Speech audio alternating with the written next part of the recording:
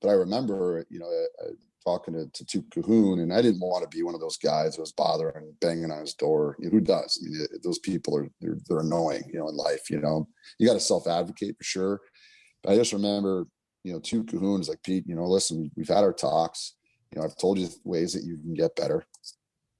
He's like, I'll give you a little piece of advice. He's like, I want you to go follow, the best players on the team. I'm like, what do you mean? He's like, I want you to go see how hard they work out. I want you to see how they practice, how they finish their details, their habits, how they watch video. I want you to go watch what they put in their body, like follow them in the cafeteria, I'm like sitting here as a, whatever, a 22-year-old and I'm a 21-year-old. And I'm like, man, it's like, it's a great idea, but I'm like, it's almost like, you're stalking a guy. But I wanted to play, Brandon. I was no other choice. So, I followed this guy, Matt Anderson, and you can look him up on Hockey DB and so forth. But had an incredible college career, and then ended up playing the NHL. Another process guy, just worked his way through everything. Played in Sweden and so forth. But I watched this guy and how he went to bed early. Everything, like I was to like scrambled eggs and ketchup and this, that, and the other, and cheese. This guy's eating cardboiled eggs and some pepper and a little bit of salt, and some toast. I'm like, man, I don't, I was at 6'2", 220. I was like, I love to eat. I got to eat, but I needed to transform my body, and I needed, the mental capacity of saying, what, like I need to go to bed on time, and I need to wake up early. This guy would go and do all sorts of pregame, like ritual practices before even practicing. Like his body was a machine by he hit the ice, in the afternoon. I was working out twice a week. This guy was working out 4 times a week. So it was kind of a cool advice, to where can you look at and you're dealing with young kids just like you do, and just like in these kids that I'm coaching, like follow the best players on the team, like see what their day-to-day is like take a chance on that.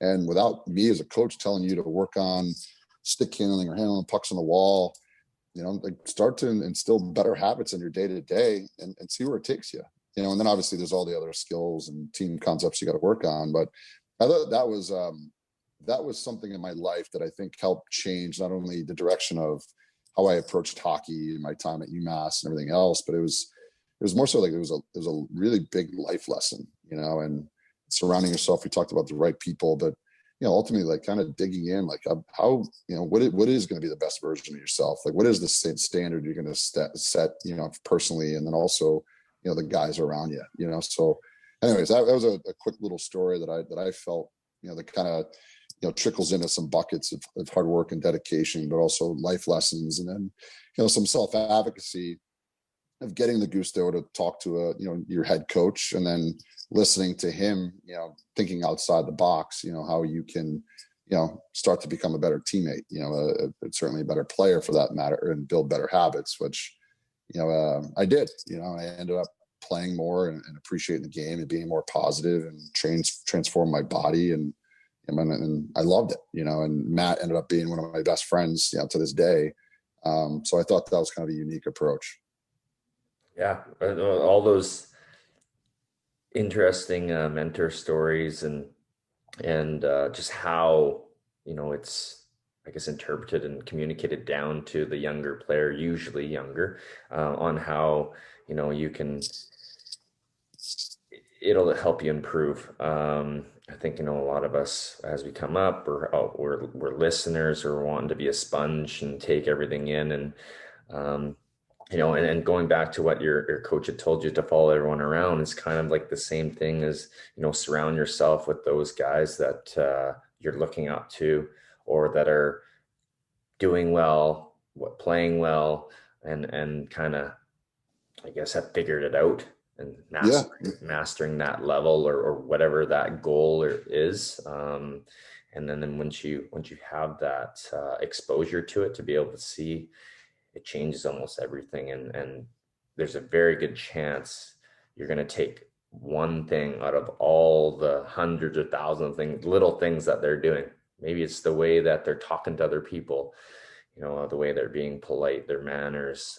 Maybe it's a matter of, like you said, in the gym, how they're even resting. Maybe they're not really, they're actively resting, maybe rather than just sitting there, maybe they're standing up. Like those are big differences in for everything.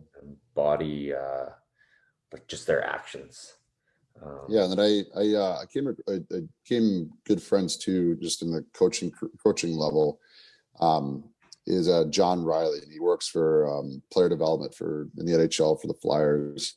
He coached at Princeton. He coached at Brunswick. Kind of found Shattenkirk in a way, and that helped really springboard, I think, John's career as well too. But and working with such high level players, it's certainly such a cool gift. But John has got a really cool perspective on really breaking down the game, and I think a lot of us really get carried away with the skills and the toe drags and watch this is going to be sick, but it's reality. And the other piece too is just like your practices and your settings. As a coach, you get really excited about some really cool drill, but I think the focus is just like it's theme practices. If you're going to be focusing on passing that day, you're focusing on passing. You're teaching kids how to pass in those fundamentals, and then for skill development, you're teaching kids how to shoot. This isn't like the kids are exhausted running around the rink a million miles an hour, but more of in a teaching setting. And that's where I started to take a lot from John. Is like he obviously was a teacher at Brunswick and Fairfield Country Day when he was younger. But it's like that, those components of just breaking down, the skill sets and building, your foundation. When you look back, whether it's a win or loss record, or a kid who's struggling, or thriving, you always look back to your foundation, how strong it is. And I think just building those, having those components, to help build your skill set is a different way to look at things. And then he shot me an article too, which is cool, just on the visual aspect and how kids are learning these days is so much different than when you and I learned, which is even that long ago when we were playing. They're all visual. You think about it, everything's done through their phone. I mean, I'm having a Zoom conference through my cell phone, and these things are glued to your hands 24/7. And it's so cool, the access you have to NHL and college, clips and sound bites from these motivational guys. It's incredible. But, when you're dealing with kids, like going to the board and having a marker and, trust me, my penmanship isn't clean at all. But, and then I'm trying to teach 20 kids in a setting. And realistically, you probably got 2 minutes at a board to explain a drill. How much retention is a 18-year-old, 16-year-old, and 9-year-old really getting?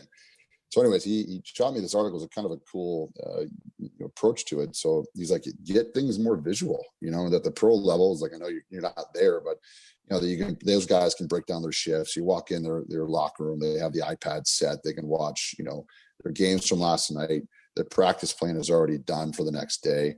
And he's like, Pete, if you really, and you asked me before about developing a top level program, if I want to be one of those guys and a trendsetter, whatever the case may be, to work with younger players, you got to give them what they want.